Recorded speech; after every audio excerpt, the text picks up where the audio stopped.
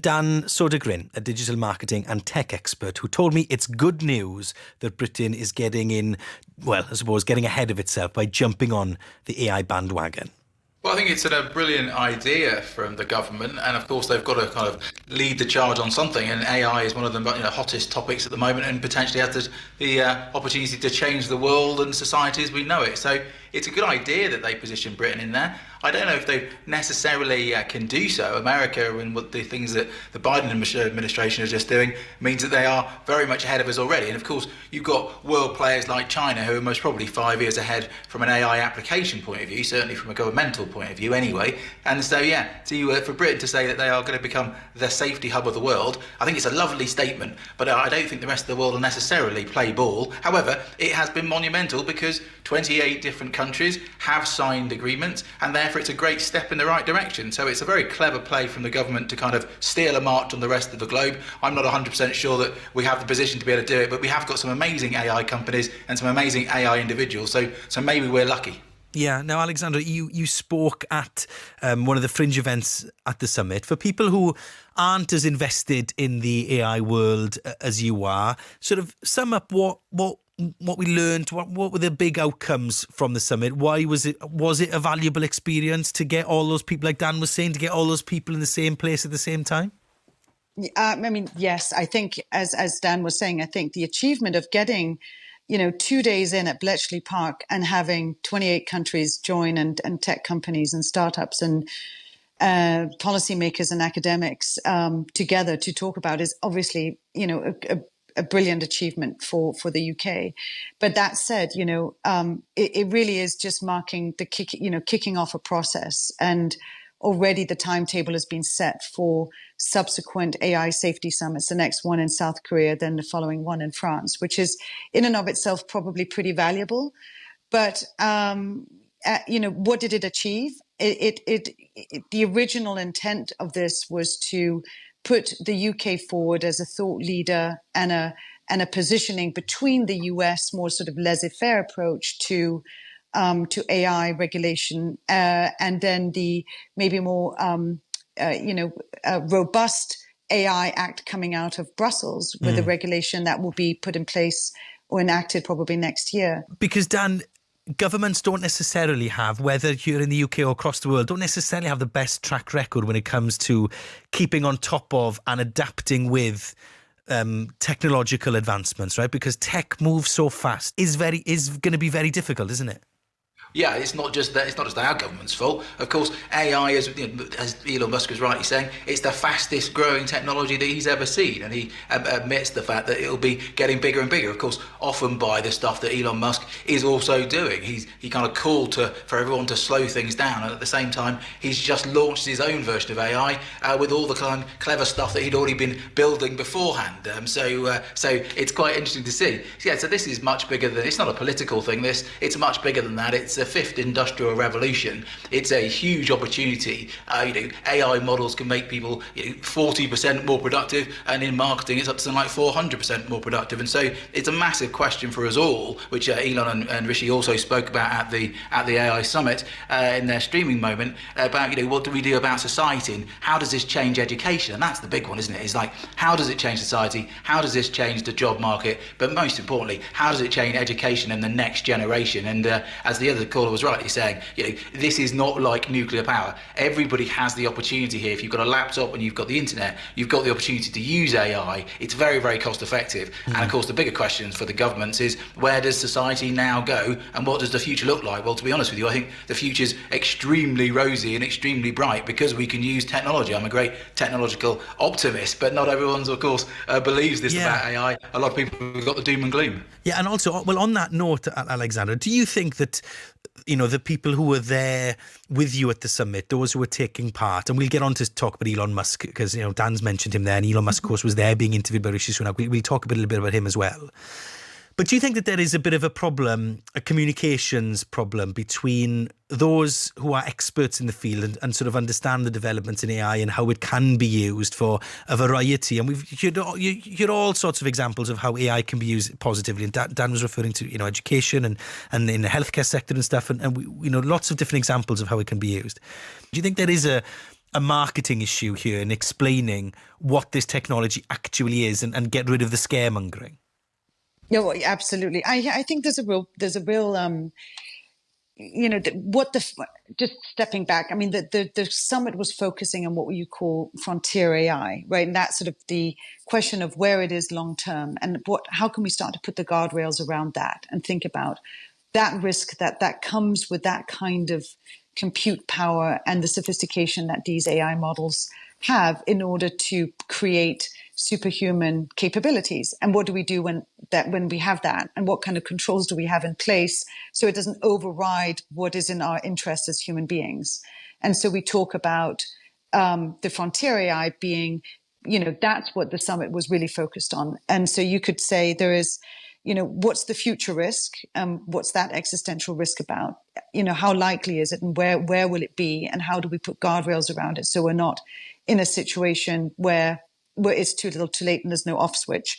And then there's the now risk, which is, as to your point, how do people who are not following this closely, think of AI as something, with potential and also with risk. And we're seeing that risk, play out today in misinformation campaigns, deep fakes, but also just day-to-day things that there's AI everywhere, in government, in our bank accounts, in our insurance, in our drugs that we take that are AI driven, drug discovery and all of that. So it's really infusing our society everywhere, and in the future will be in every nook and cranny of every business and everything we do. AI will be be the base of it.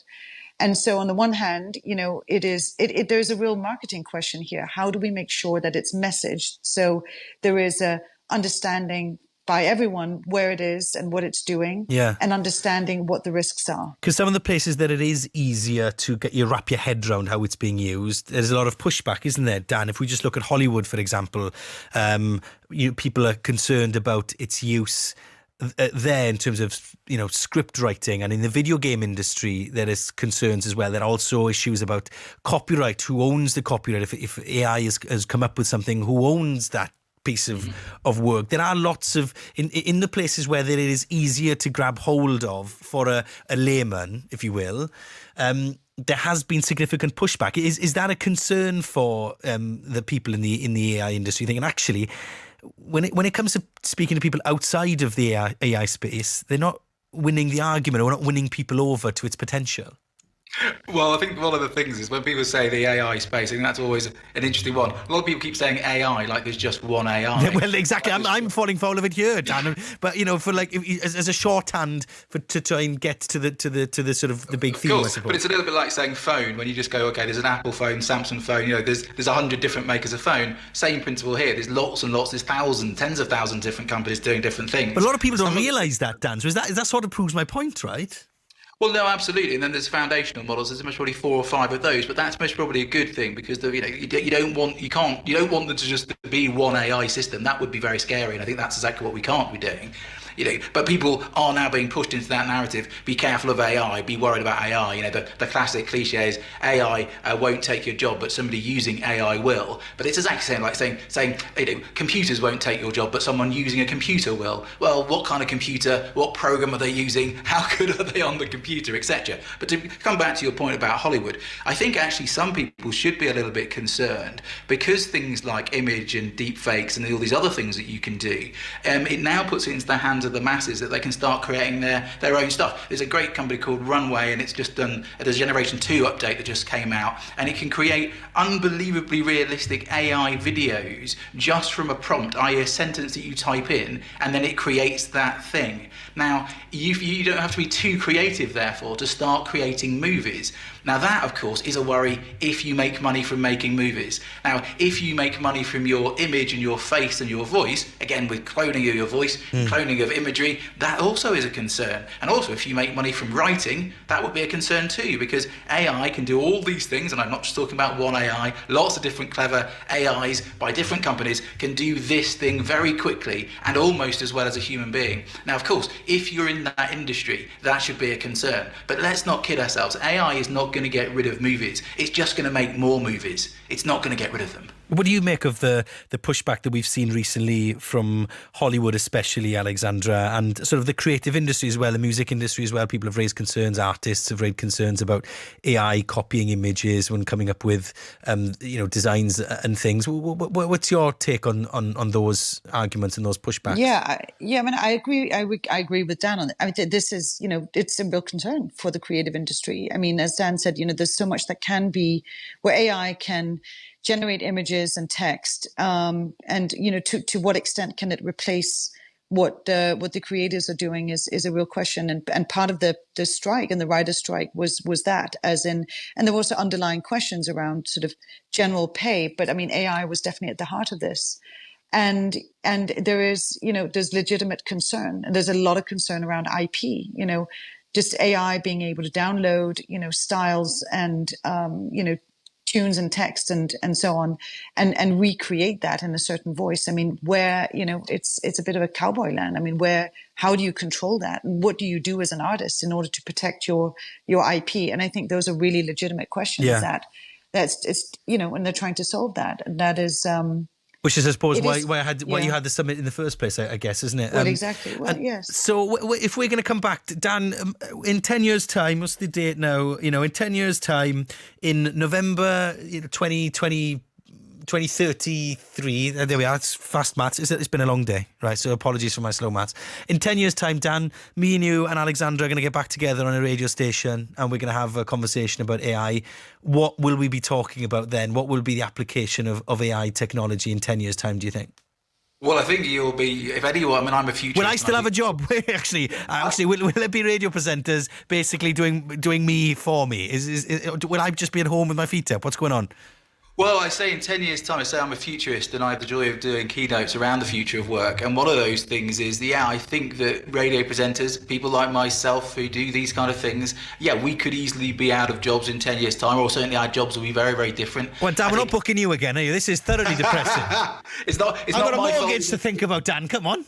No, it's not my fault that technology exists. I think your point's an excellent one, which is where do we go when all this stuff can be done? But of course, AI doesn't destroy those jobs. It then creates other ones. So there'll be nuance to this thing. What AI won't be able to do is do stuff which is live. But if you're talking about in 10 years' time, if you look at what Elon Musk is doing at the moment with his AI machines, and if you look at what he's got like Neuralink and these other things where you can put microchips into the back of people's heads, and you look at robots as well, I think if you're a futurist and you're saying in 10 years' time, you have to be looking at the fact that it won't be conscious, but it's going to be pretty close. And AI itself, I know there's not just one, but there'll be machines that can do a lot of amazing heavy lifting that human beings have been known to be doing for many, many, many years. So I don't think that, I think any futurist who says they know what's going to happen in 10 years is most probably lying to you. I think in the next 3 years, we're going to see a huge amount of upheaval in all those markets.